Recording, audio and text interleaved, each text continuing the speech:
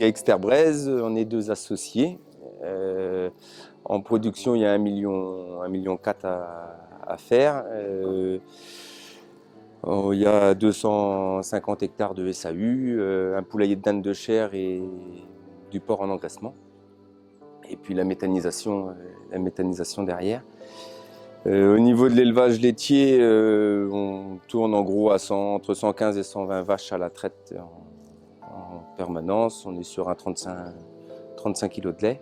Les systèmes de traite de robots à 5 depuis 2018 et avec le pousse-fourrage Juno et le Discovery Collector.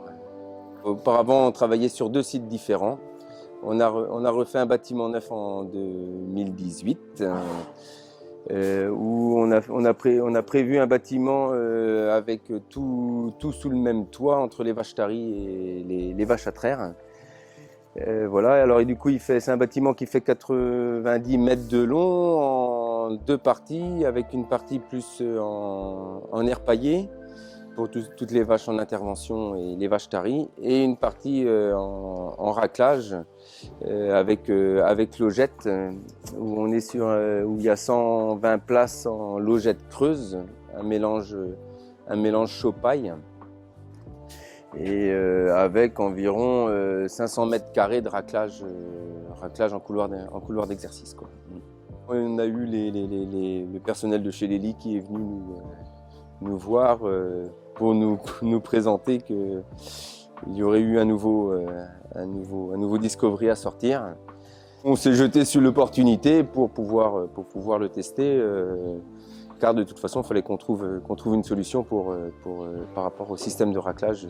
Et du coup le Discovery est arrivé, le nouveau Discovery est arrivé au mois d'octobre 2021. Au niveau de l'entretien, où il faut faire très attention, c'est surtout au niveau des ultrasons.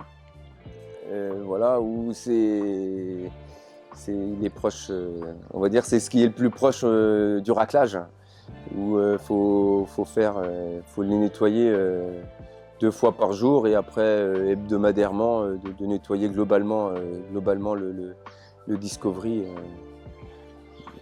pour le voir plus propre, quoi. Après, au niveau du Lely Center, dès qu'il y avait quelque chose, ils sont intervenus, et puis ça s'est bien passé, quoi. L'avantage du collector, c'est qu'il correspond à une double stalle, et que sur un projet global, 2 stalles, un Discovery et un Juno, et puis c'est parti, quoi.